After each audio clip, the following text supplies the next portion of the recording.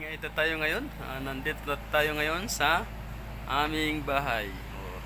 Ipapakita ko sa inyo ang aking pinagkakaabalahan. Yan. Di ba? Yan. Yan, dalawang katulong ko. Yung isa gumagana. Yan.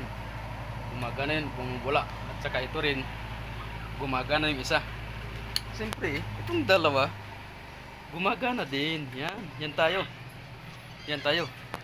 Leader sa komunidad, leader pa rin sa pamilya. Yun, dapat nagtutulungan ang isang pamilya.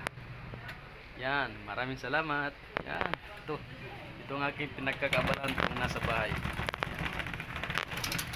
Yan. Mabuti na lang may katulong tayo. May katulong tayong dalawa. Taga-piga. Tsaka taga-tuyo. Yan. Ayos talaga mga kabiyeng ita. Yun.